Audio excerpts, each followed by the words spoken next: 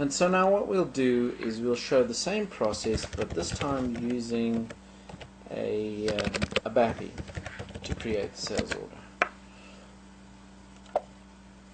And the way we would typically do this is we would go into transaction BAPI, which reads the business object repository and allows us to actually locate the BAPI or remote enabled function module to create, for example, sales orders. And so if we just scroll down here, you can see that there are a couple of different BAPIs available. An old one from 3.1H, which is now obsolete as of 4.0A. Create from DAT1, which is obsolete as of release 4.6C, and then the latest one, which is released with 4.6A, which is create from DAT2. Now, with our BAPI product, or our direct product rather, we can go and find that exact same BAPI. In fact, we can find all of them using a wildcard search in the business object repository.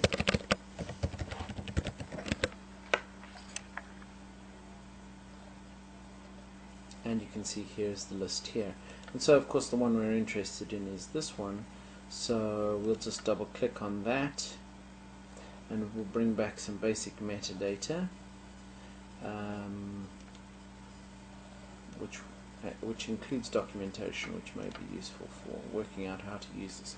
So let's go back to SAP. Let's have a look and see how we would use this. So if we click on the Tools tab and then click on the Function Builder option and then click on Single Test, it will launch the Function Builder test screen. And at this stage you can see we have import parameters and we have tables. Tables would be things like order items, schedules, partners, and various other attributes that might be associated with a particular order. The order header items are, as one would expect, a single line but with multiple characteristics. So for example, we could put in the document type, the sales organization, the distribution channel, and the division. And so this information looks very similar to what we would typically have in a regular sales order. And that would actually be enough order header information. We'd have to, of course, provide partner information, and this we would provide as the ship to and the sold to party.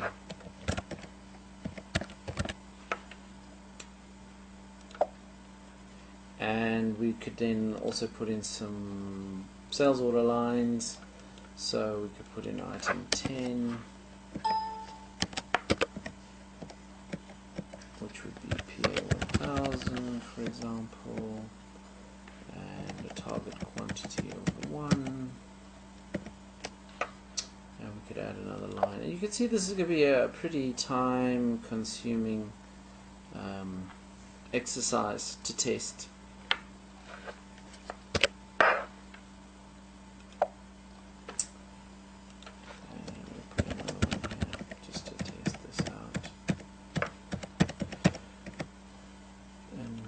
This requires a 20. So having now done that, we could now click on the check mark and it would come back with a sales order number.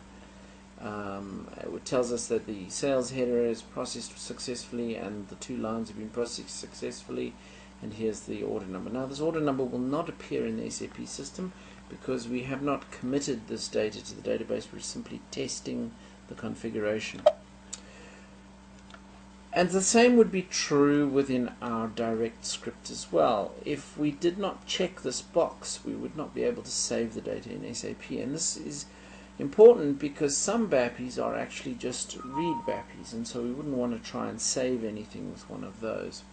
So we click on OK now, and what this will do now is it will go into SAP, it will extract all the tables and all the field identifiers, and we'll download them to our local machine for us to then consume as we require it or according to our configuration, and then we can import that structure into our transaction product. So the first thing we'll do is we'll go to the order header in, We know, for example, that the document type is going to be something we're going to need, and we want that to be a mandatory field. We know that the sales org is something that we will want, and we want it to be mandatory, distribution channel as well, and division as well. We also know that we're interested in partners. So we know that these two fields are the two fields that are most important to us, and that those should be mandatory as well. Okay, and then we have the items. And we know that, for example, we want the item number, we want the material, and we want the target, we want the plant that maybe it would be delivered to, and the target quantity. And actually all of those could be recommended. They're not actually required fields, though it might seem a little strange to not want them.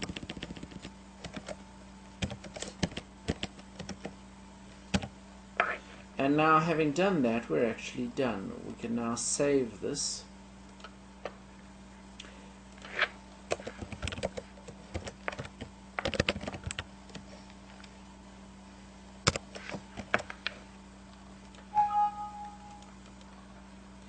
And having saved that data now, we can launch transaction. And this template will automatically be in there. And we can just put that characteristic in here again and just give it an estimate on how long it would take to do this manually. And now you can see here's the header information. We can't uncheck any of the mandatories. Here's the partner information, also mandatories. But we could uncheck some of these, but we're actually going to use them all, so we'll leave it at that. And now, having done this, we can simply click on Finish, and this will take us to the next stage, which is mapping all this data to Excel. Now, these are the fields that we've selected and indicated that we want. We could simply auto-map these to Excel, but we'll notice that if we go to the expert mode, the loops have automatically been inserted for us, because the system knows that tables have the opportunity for multi-valued characteristics.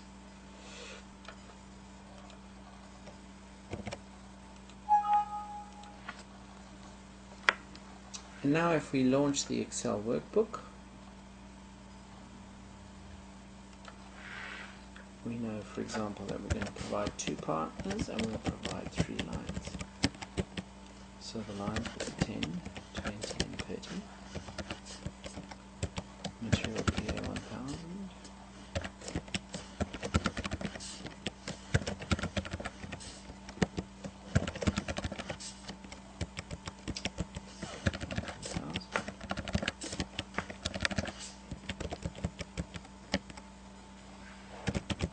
Target quantity doesn't get stored where we would expect it to, but for the purposes of this will be fine.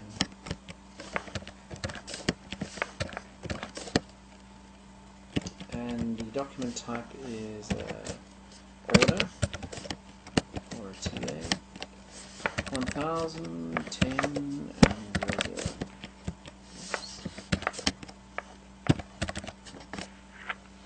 And now our script is actually ready to run. So the log will go to column L, set this to 0, set this to L, save it, run it.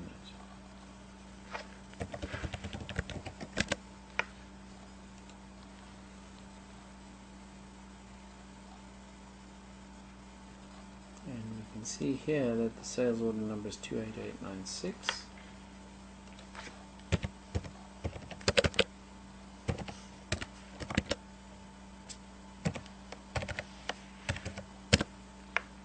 And there's our sales order.